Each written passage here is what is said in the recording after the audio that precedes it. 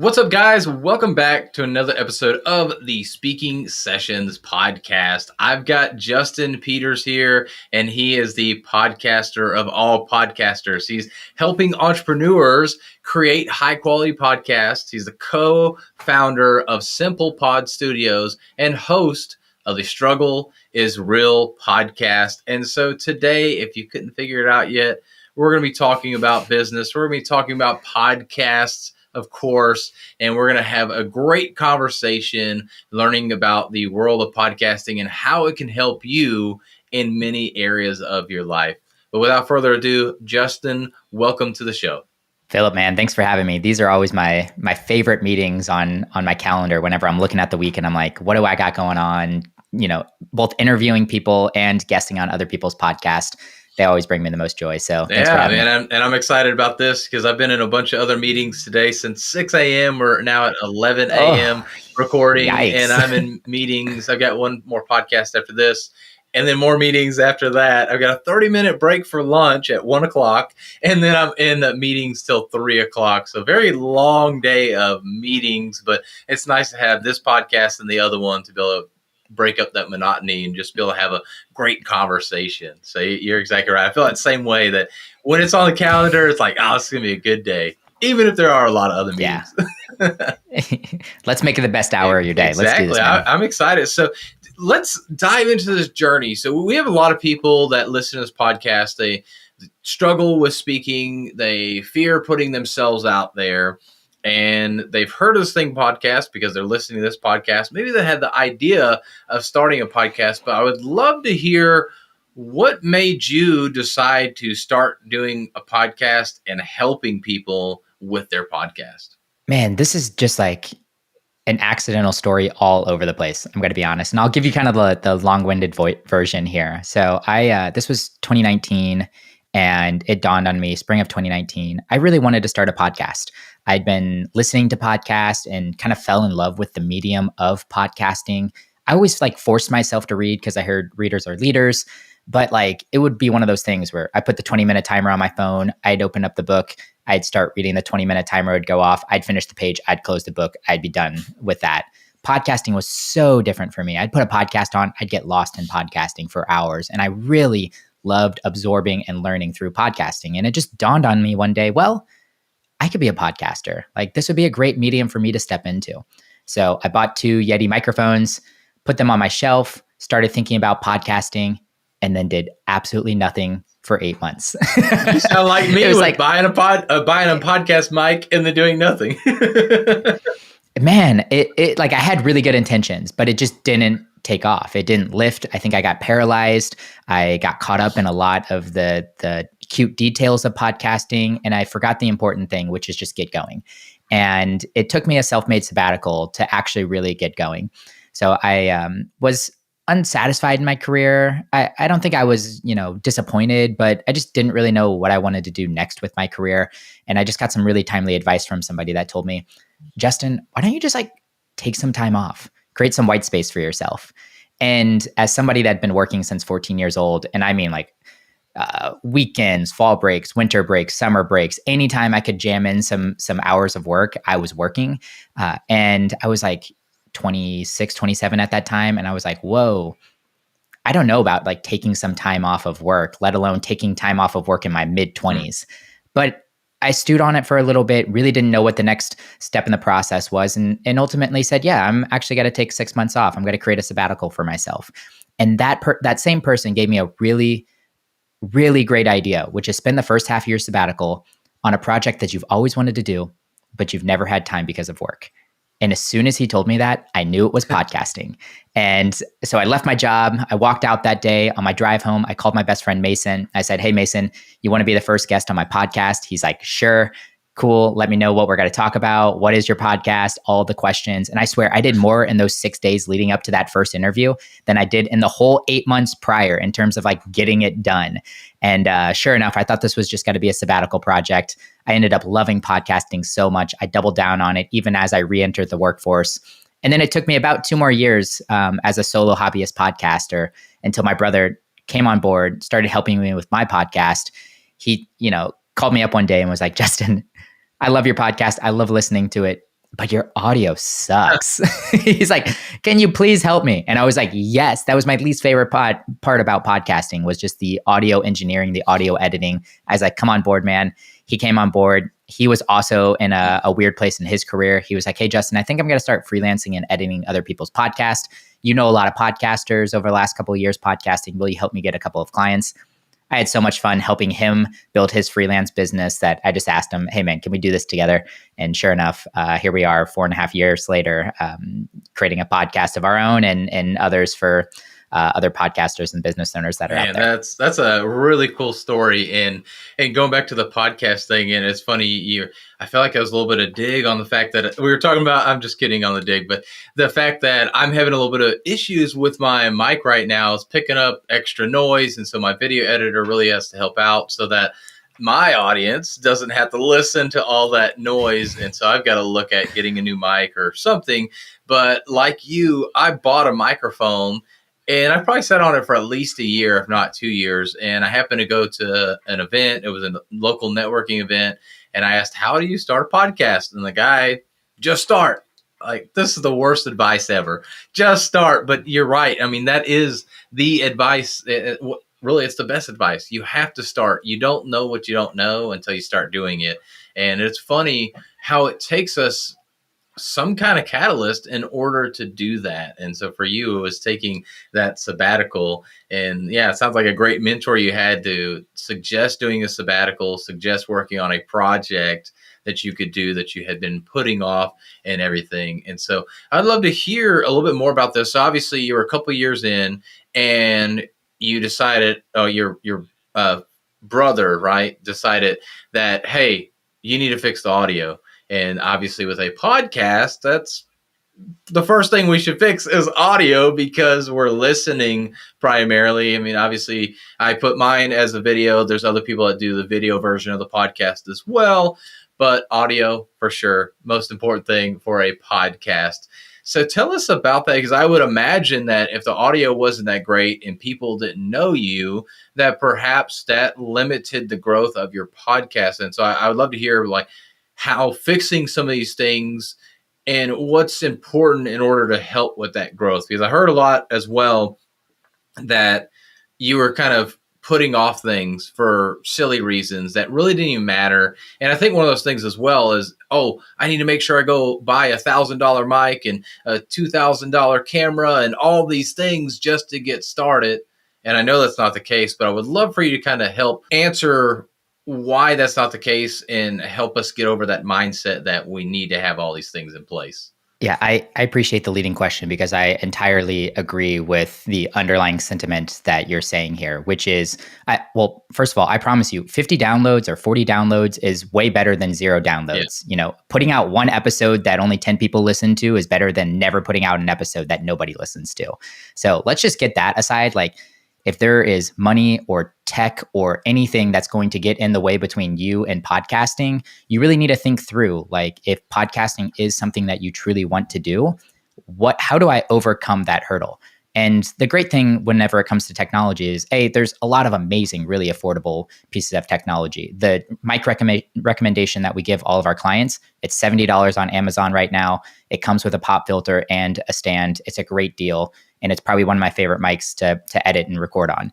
So, you know, if you can afford $70, I think you can afford to start podcasting. And there are some other bells and whistles that you can get to level up your game. But I really like to separate things into, like, this is a podcast launch decision, and this is maybe an episode 10 or episode 25 or episode 100 decision. You are allowed to get better over time as a podcaster. And realistically, you're never going to actually improve over time until you start the process of becoming a podcaster, which is creating episodes and publishing those episodes. So I don't know. Yes, I fall back on, like, if you can't afford a microphone right now and all you want to do is record into your phone or record into your laptop, I think that's better than nothing, because I think over time you will start to prioritize the technology, or just like get better at whatever you're trying to do whenever it comes to podcasting. Yeah. And so you mentioned something about the downloads. And when you think about that's like 10 downloads, really? Like, oh man, that's not a lot. And then you see, of course, somebody like Andy Frisella, or I can't even think his name, Joe Rogan. People like that obviously are getting millions of downloads. They're obviously very popular people as well. And some people may not even know one or the other person either, which is also crazy, and why, to me, everybody should have a podcast or be putting themselves out there, because somebody will resonate with you. It doesn't matter if you're big or small or anything like that. But what's kind of average downloads per episode per month? What's considered good, or 1%, stuff like that? I'd be curious to know that, because I bet it's lower than most people are expecting.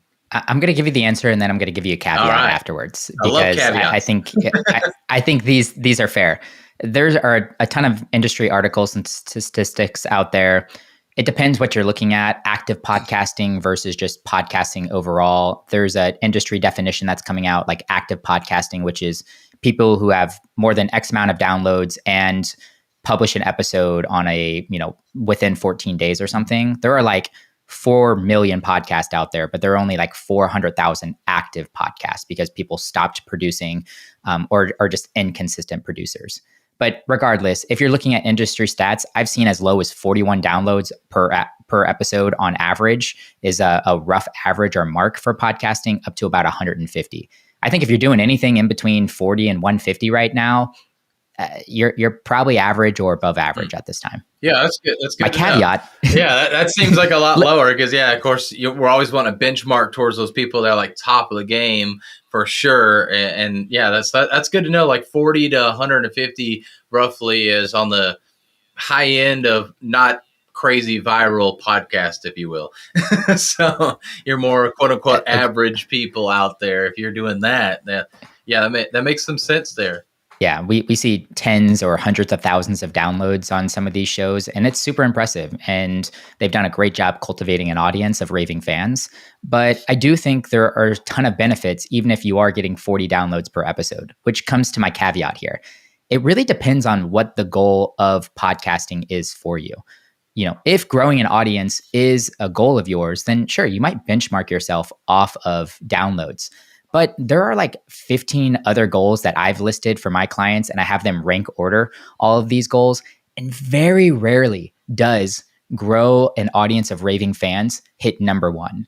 And with that, I question, or I challenge them sometimes to say, well, then the ROI metric that you should be most concerned about isn't downloads then. So for an example, one thing that gets marked a lot is personal branding. Podcasting is a personal branding play. I'm guessing that's the fact, or that's the case whenever you're a speaker and you're creating a podcast.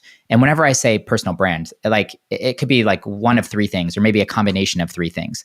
Online presence, like you were talking with Chris Bowman, I'm pretty sure, a recent guest of yours, and you guys were talking about this concept where you're using backlinks. So when you submit a speaking proposal and whoever's reviewing that, they go online, they look for you online, these backlinks appear, articles you've been in or podcasts that you've featured on. Podcasting, owning your own podcast, is a great personal branding play to build your online presence. Like all of a sudden that person that's looking at your speaking proposal goes online, they see speaking sessions, 140 episodes, or actually I think you're at like 201 or something crazy like that. 215 when it comes out. Bro, congrats. That's a huge accomplishment. But they see this whole catalog of content and all of these specific topics that you've talked on that are related to the proposal that you presented. That's amazing. Like automatically gives you credibility. It reinforces your thought leadership. Like, hey, they have spent time really thinking through all of these ideas. And maybe you show a little bit of an audience too. It's like, cool, he's got a podcast. He might be able to drive an audience to this event or to our brand that we're trying to build here. So I think it's a great play for personal branding. So I might not be utilizing downloads as my core ROI metric whenever we're talking about that. So I just don't want podcasters to get fixated on downloads as like the only way to verify is your podcast doing what you set out to do or not. Okay. And yeah, while you were kind of talking there, I was trying to look up my stats real quick.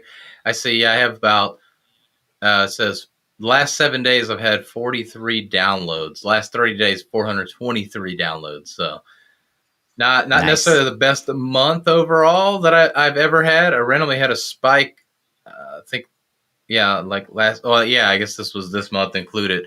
Randomly 193 downloads in one day. I don't know where that came from, but yeah, I'm guessing that maybe it was some people trying to spam for sales or something like that. Because I'm sure you as well, you get that all the time where people reach out. Hey, I see you got a podcast. I've never listened to an episode, but you know, I want this person to come on or whatever. I'm like, that doesn't even match at all what it is I'm talking about or anything like that. And actually, I was guilty of that. I have my VA actually reaching out to podcasts and then realized that she inquired for a women's only manufacturing podcast. I'm like, oh, whoops, didn't catch that.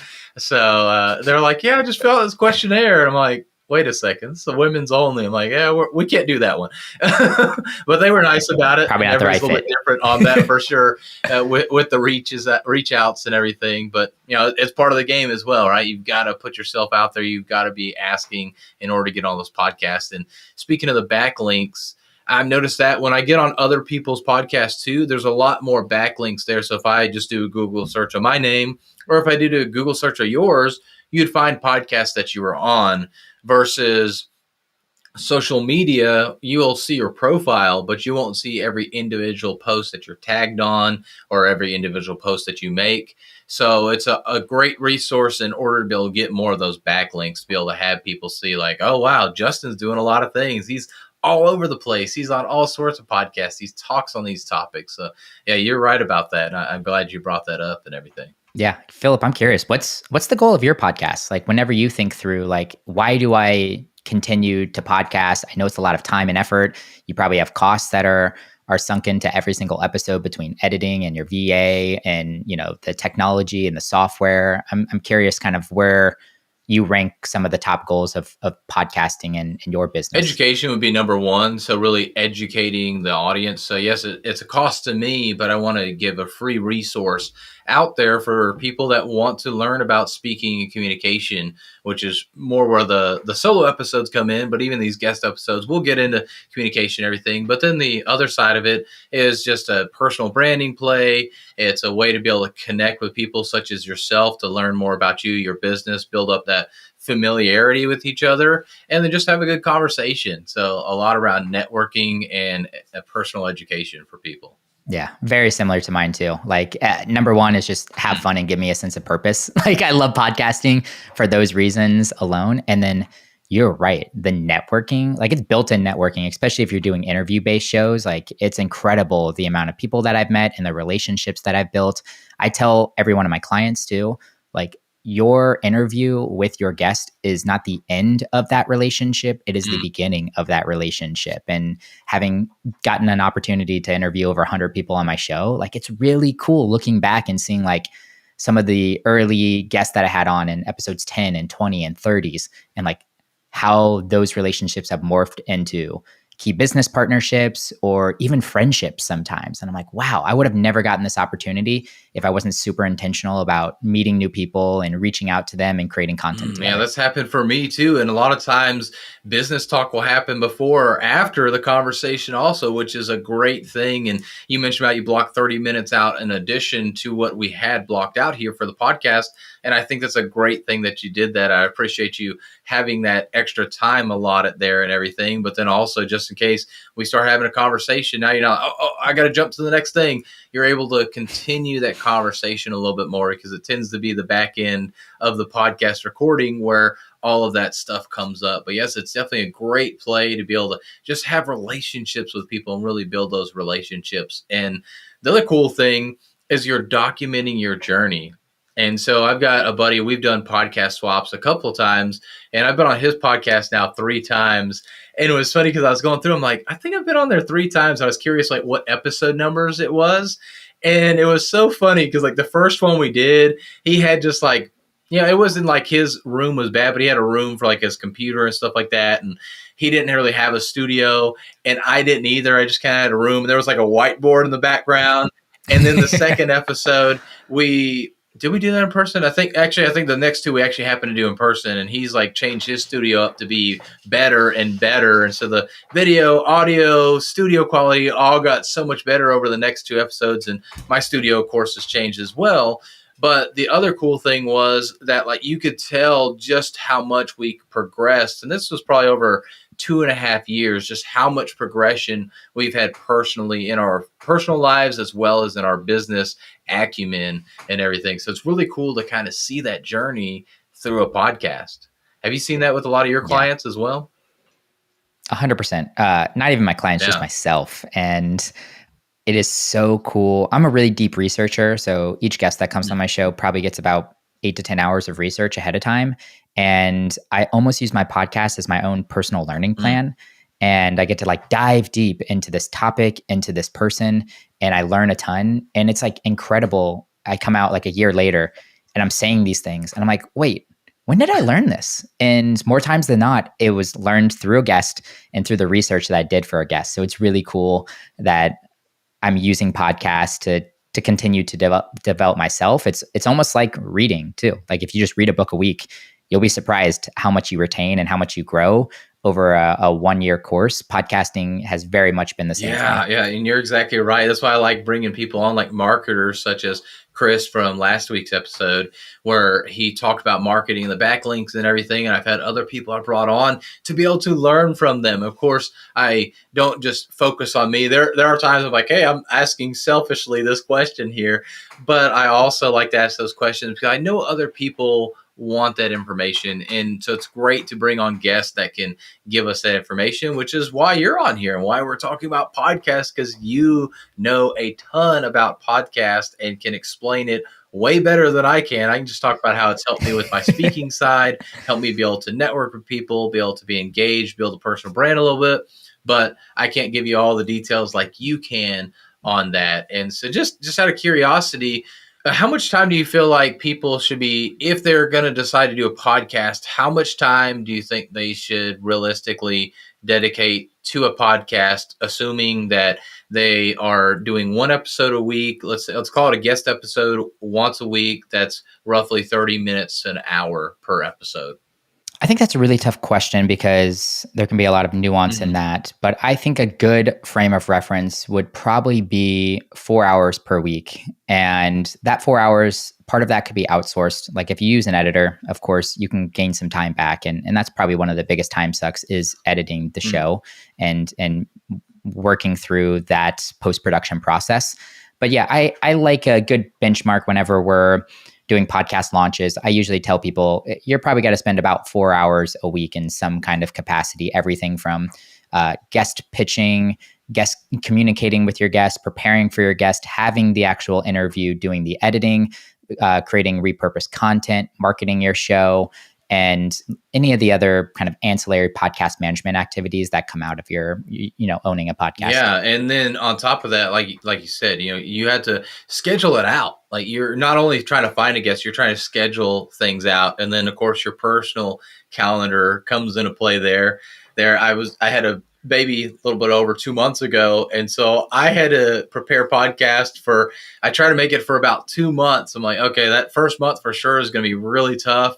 I just want to be able to focus on the baby, focus on family, and not have to worry about podcasts. So I had to like really schedule things out. And I hate being like 3 months out, but I was starting to get where I was like 3 months out when I was recording episodes. And so I usually like to say between 2 and 4 weeks. I'd be curious of your thoughts on this as well. But yeah, it was like, oh, I can't believe I'm telling you in January, oh yeah, it's gonna be like April by the time this comes out. Like it was kind of awesome in one sense, but there was a huge disconnect as well because we record it and then I was like, oh, by the way, our episode's out. I was like, oh, I forgot we were on the podcast.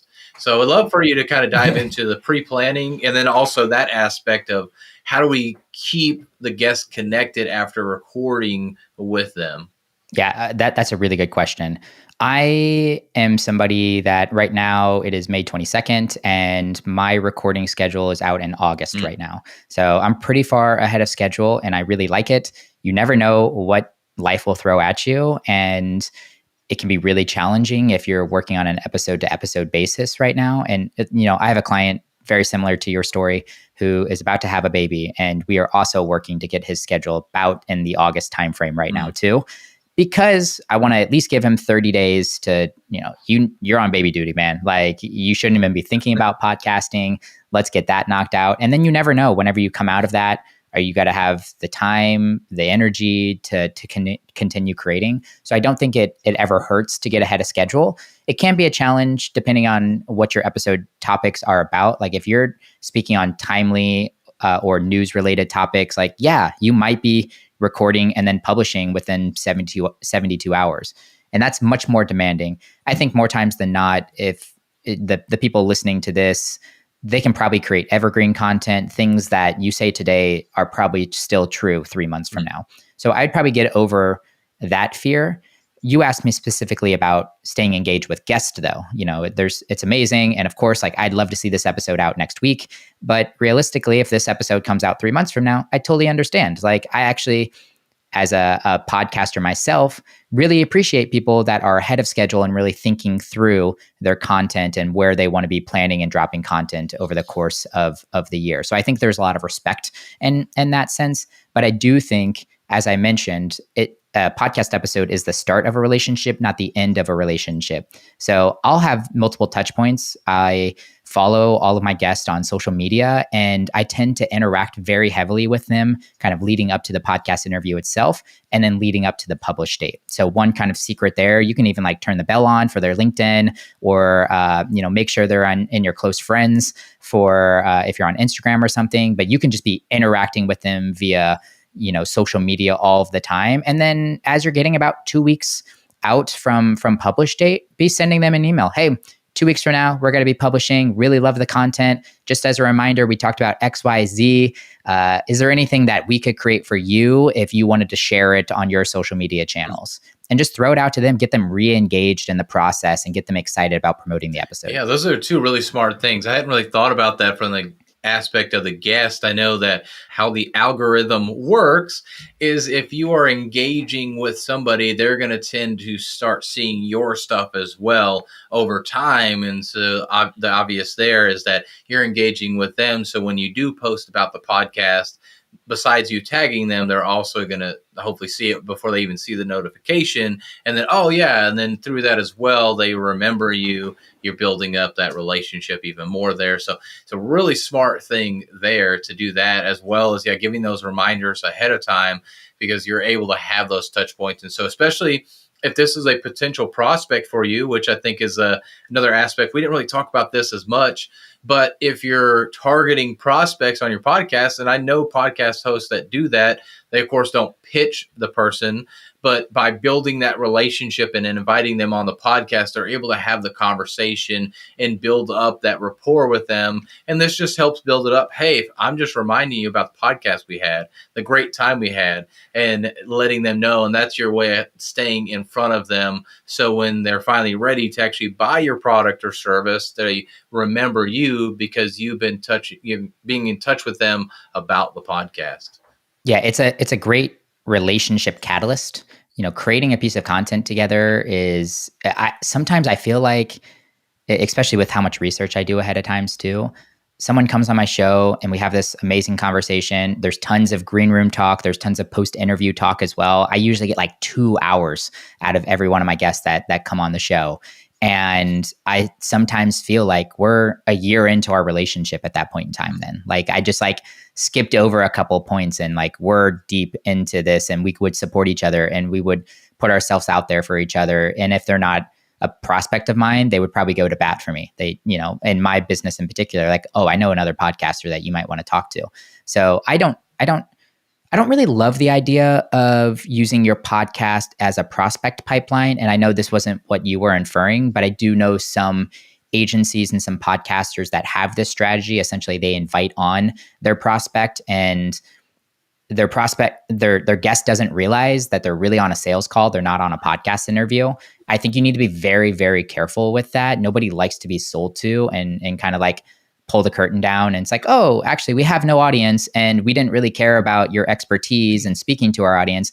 We actually just wanted to get you on a call for 60 minutes so that we can start the sales process for you. Yeah. But Philip, what you're saying though is like, you're intentional about who you invite on. They're a target for your audience. And there might be some crossover. Like, yeah, I probably will be doing some public speaking at some point in my life. And I might be reaching out to you as a consultant because you've built a relationship with me. But this might be a year from now, 2 years from now, 3 years from now. I'm guessing right after we press record on this, you're not going to go into a sales pitch and start selling me your online program. So I think there's some differentiation, but I do really like it as a catalyst to build relationship with Yeah, people. for sure. And I definitely mix it up. I'm more focused on the audience for sure, but there's definitely been some guests that I'm like, hey, I want to be able to get in front of them to start that relationship because I can see where I could help them and bring value to them. And so I bring them on as that guest, but throughout that whole conversation, it's a conversation. It's not me trying to say, hey, well, have you thought about this with your speaking? Have you thought about that? Like, yeah, definitely not. But there's definitely been people like that. Actually, a cold DM or email I had here recently was some guy reaching out about, he was asking about the podcast. And then he's like, oh, well, let me introduce you to the person. Let y'all start to have a conversation. I'm like, about what? So you're not telling me that we're going to do a podcast together. And I looked real quick on their website and they do like some kind of AI stuff, I think, for podcasting, of course. And so I'm like, okay, so just go ahead and give me the pitch. And he's like, no, Philip, I want you and so to talk together. I'm like, yes. So give me the pitch. Well, actually, I didn't respond back second time. I'm like, okay, there's a pitch coming. This is really annoying now that you wanted to connect me with this other person who works at your company. So essentially you're an assistant cold prospecting until you can get to the owner. And again, you gotta respect the game overall because that's part of the game is going out and prospecting. But sometimes the way that people do it, it doesn't vibe with me. And it sounds like it doesn't vibe with you. And if that's something that you like to do, that's not necessarily right or wrong. It's just different. And it's not the way that you and I prefer to do that, Justin. Yeah.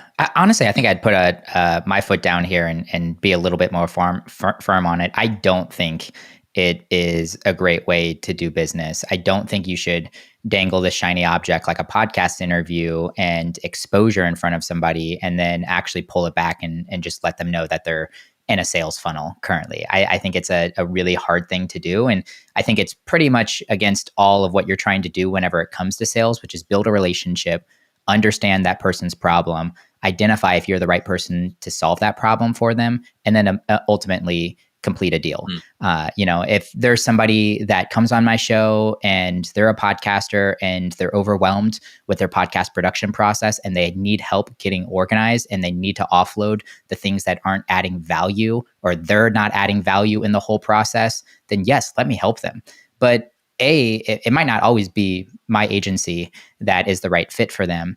And I also want to lead with some value. Like I'm happy to give you all the information that I know. People pay me for implementation, not for information. Yeah. I can tell you all the things to do to get your podcast organized, to get your podcast at a higher quality of standard. At the end of the day, there are a fraction of people that then end up paying me because they're like, cool, Justin, I really loved all the value you've been giving me. Can I just help, can I just hire you so you can help me get this done? Yeah. And great point. And like you said, I appreciate you saying you put your foot down there for sure. Yeah. Like don't try and pull the wool over people's eyes. Like just be honest and upfront. I was more talking on the aspect of like just a cold approach, just constantly reaching out to people randomly and trying to get in that sales process. But yeah, if you're going in, especially being like, oh yeah, let's get you on the podcast. Let's have a great interview. And then it's like, yeah, so tell me about how much income you have. What are your struggles right now when it comes to podcast editing? And it's like, what? What?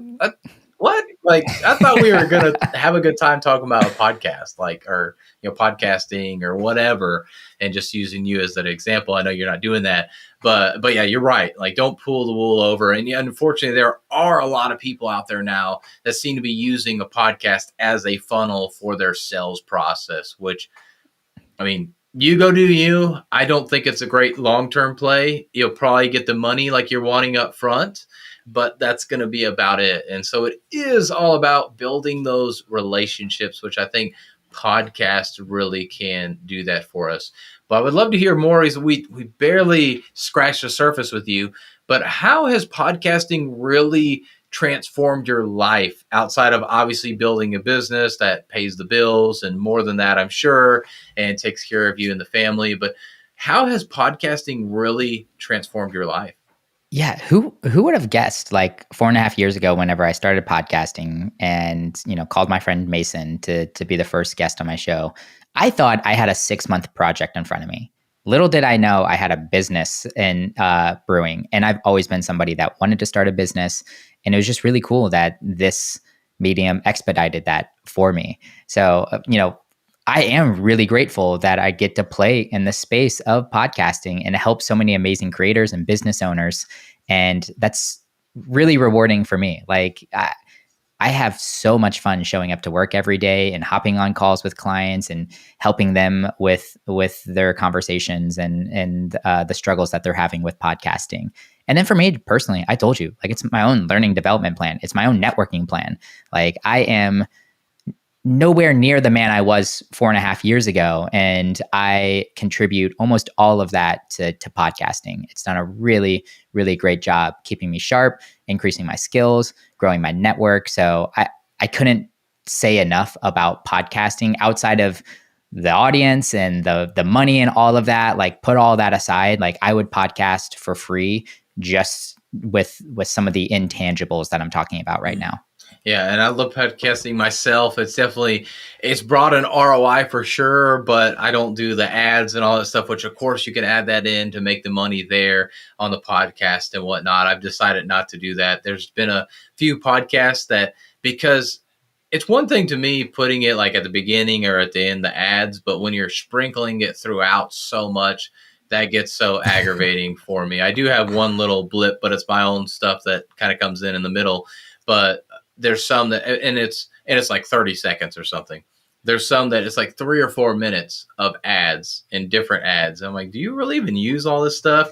And okay, I get it. You're making money on this to help pay for the costs and really probably just make money on a podcast. But it really just depends on you at the end of the day. But that's one thing I'm like, it really turns me off when there's so many ads on a podcast. I don't mind 1 or 2 here or there, but when it's just probably 15 minutes of a whole 60-minute podcast ends up being ads, that's when it gets really annoying for me. I'll just go watch TV if I want to watch that many ads. The podcast for me is to learn and grow. And yeah, that's awesome to see that transformation that you've had in your life. Yeah, I really struggle with this topic because I realize it's hard to make money as a podcaster. And one straight way to do that is through sponsorships and ads. So part of me is like, you go get it. Like, if it's the difference, if you got to put 15 minutes of ad into your show in order to be a full-time podcaster, I fully support that.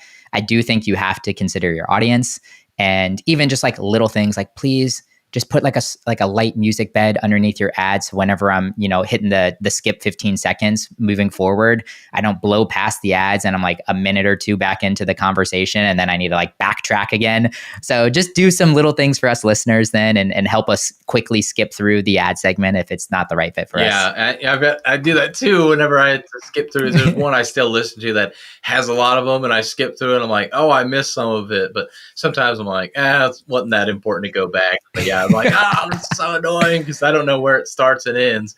Yeah, so that's a good tip right there. Yeah, put some music in the background for those ads, if you will, to be able to differentiate between the ad talking and the host or the people talking on the podcast and everything.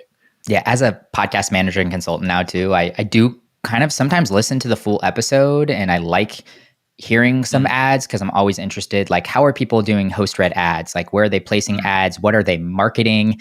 Are those sponsors potential sponsors for my clients? So I do kind of take it as a learning lesson. But if I'm just out there listening to some of my favorite big shows and another Athletic Greens ad comes on, or even the ads that are like not host read, but they're just like ad placements, audio ad placements, I'm like, nope. Skip.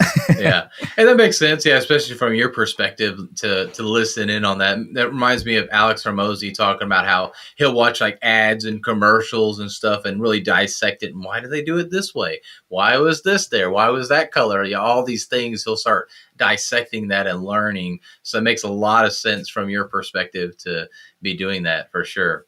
Yeah, and I even liked like listening to your mid-roll ad, and I thought you did a great job. Like, you just got to the point.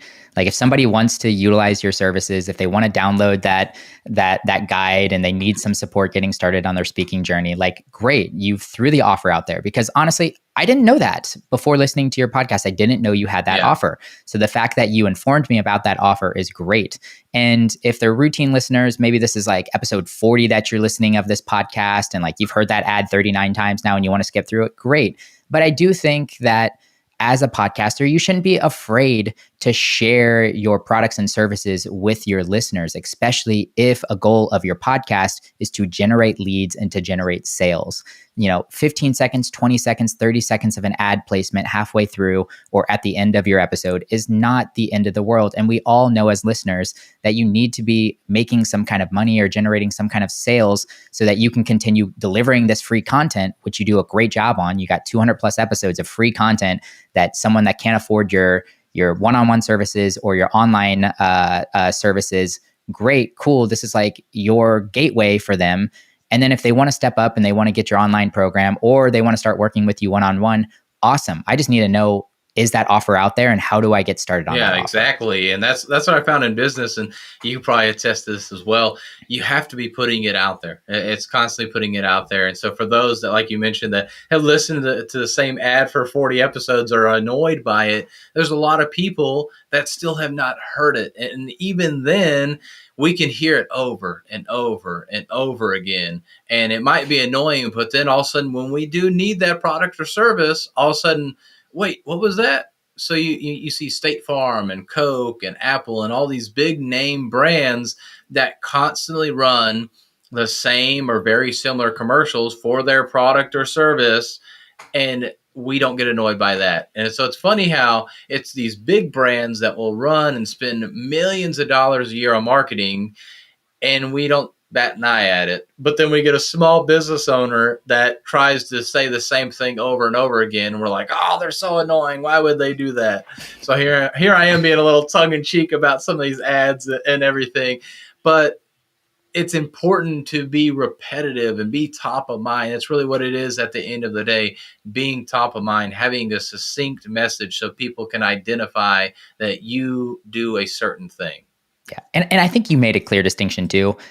15 minutes of ad in a 60-minute interview is different than 30 seconds of ad in a 45-minute interview. Like the ratio for you is right. Like you're not crushing me. I'm not getting 5 minutes into this conversation and there's another ad break on, 3-minute ads on a bunch of services or products that don't mean anything to me whatsoever. Mm-hmm. I do, especially as an indie podcaster, start to grow love for the podcast host. And I do want to know, how else can I support this podcaster, this business owner? And even if the product or service isn't right for me, maybe I know somebody else that it's right for. And one of the biggest fears of a lot of my clients is putting themselves out there and pitching their offer. And I'm just like, you guys got to get over that, because I got to get paid somehow. Like you pay my bills. So like this whole podcast, it needs to be generating some kind of ROI for you. And second of all, like you just got to come over the fear of all of this, because most podcast players, they have a quick skip and, somebody will blow through your ad if they really don't want to listen to your ad. But I don't think 15 to 30 seconds of a 45-minute episode is that big of a deal. Yeah. Agreed. And so let's end on that topic right there. So how do you help push people over that edge of that fear of not doing the podcast, not putting that offer on a podcast, all of those things? There's a lot of obviously different little nuances, but what's kind of the general thing that you are able to do and persuade your clients to then get over that edge? I think that'd be helpful for the audience. I wish I had a really good answer on this one, because it's usually lots and lots of conversation. And I kind of told you the podcast launch versus episode 10 theory. And it's like a lot of decisions I think should be delayed until episode 10. Like you have so much going on in your podcast launch, something like creating a script for an ad and placing your ad somewhere in there. That could be an episode 10 decision. Like that's totally fine with me. And if they're not quite ready, they don't want to feel like they want to annoy somebody, I said, cool, let's revisit that at episode 10. And usually by episode 10, they're like they're feeling more confident about the show. They're seeing some downloads and they're like, all right, cool. Let's put it on the very end of the episode. The people that are super fans that are finishing every single episode, I want them to know about this offer or service out there. So sometimes it's just a little bit of exposure therapy where I'm just like, hey, let's start at the very, very end then. It will be the last thing, maybe even before your disclosures, like the ad, your personal ad is there. And then we'll kind of slowly start to move it up into the episode, or I'll slowly start to encourage them over and over again that this is not a big deal and that people listening to your episode want to support you. So how can they support you? Let them know. So like maybe you don't want to throw out your biggest ticket offer. Maybe it's simply go download my free guide and join my email list. I like that. Cool. Then you feel like you're adding some value and you're putting something out there, but you got to get people into your ecosystem. So I don't really have a great answer for you. That's my job as a podcast manager to push you a little bit harder in some areas and to challenge you in some places. And if you're not ready, that's totally fine then. Like, let's delay it. There are 100 other ways you're going to get benefits from your podcast. And if you're not quite ready to use this as part of your sales channel or sales funnel, I totally get that. Yeah, I think it really goes back to what is the purpose behind the podcast? Why are you doing this in the first place? And then go based on that. Of course, you have to go take that action, but know your purpose, start to take action on that, and realize that the people that really are truly there to support you and that really truly need your product or service, they're not going to mind it at all. So Justin, been awesome talking with you. Where is the best place for us to get in touch with you, just to follow and see what you're doing and possibly potentially end up working with you? But where can we get to follow you and stalk you like you do all your podcast guests? If you're interested in podcast services, head over to simplepodstudios.com. If you have a question about podcasting, go connect with me on LinkedIn. Philip and I are connected, so you should see a mutual connection there. And you go search his list to go find me. That's Justin Peters on LinkedIn.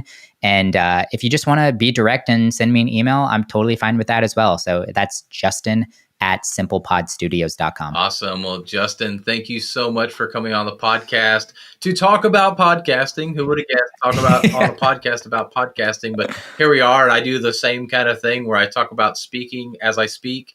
So it seems kind of weird, but hey, everybody's got to learn something. All information is valuable to somebody out there. So make sure that you go out there and share your message. I love it. Thanks so much for having me, Philip.